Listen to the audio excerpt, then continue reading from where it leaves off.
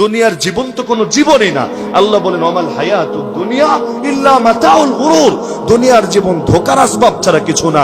আপনার বাচ্চারা বিকাল বেলা খেলতে যায় নদীর পাড়ে, সেখানে গিয়ে মাটি দিয়ে বালু দিয়ে ঘর বানায়, বাড়ি বানায়, গাড়ি বানায়, কত কিছু বানায়।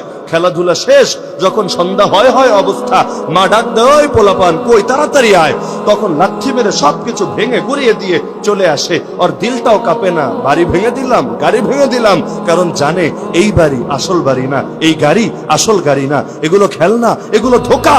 আল্লাহ বলেন আখিরাতের জীবনের তুলনায় দুনিয়ার জীবন এমনই খেলনা আর ধোঁকা, এছাড়া আর কি। ইয়ালামু আন্নামাল হায়াতুদ দুনিয়া লাইবুন ওয়া লাহু ওয়া যিনাতুন ওয়া তাফাখুরুন বাইনাকুম ওয়া তাকাসুরুন ফিল আমওয়ালি ওয়াল আওলাদ।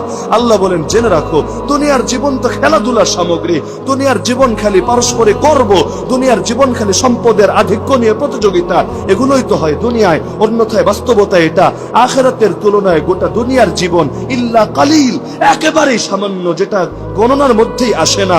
আর আখিরাতের জীবন হলো লাহিয়াল হায়াওয়ান, প্রকৃত জীবন সেটাই। এ কারণে নবী বলেন বুদ্ধিমান সে না যে গাড়ি বানায়, গাড়ি কেনে, বুদ্ধিমান সে না যে বাড়ি বানায়। নবী বলেন বুদ্ধিমান সে আল কাইয়িসু মান দানা নাফসাহু ওয়া আমিলা লিমা বাদাল মাউত, যে নিজেই নিজের হিসাব নেয় আর মৃত্যু পরবর্তী জীবনের জন্য কাজ করে। আর নির্বোধ সে, মূর্খ সে ওয়াল আজিজু মান আতবা নাফসাহু হাওয়া ওয়া তামান্না আলাল্লাহ, যে নিজেকে নফসের পেছনে ছেড়ে দেয় আর আল্লাহর উপর বড় বড় আশা করে। তা আমরা কি বুদ্ধিমান হতে চাই না বোকা হতে চাই? কি বলেন আপনারা, বুদ্ধিমান হব না বোকা হব? বুদ্ধিমান কারা? যারা মনে রাখে আর দুনিয়া দারু মাল্লা দারা লাহু ওয়া মালু মাল্লা মালা লাহু ওয়া লাহা ইয়াজমাউ মান আকলা লাহু। দুনিয়া হলো তার বাড়ি, যার আসল বাড়ি নেই। দুনিয়া হলো তার মাল, যার আসল মাল নাই। শুধু দুনিয়ার জন্য জমা করে সে, যার আকল বুদ্ধি বলতে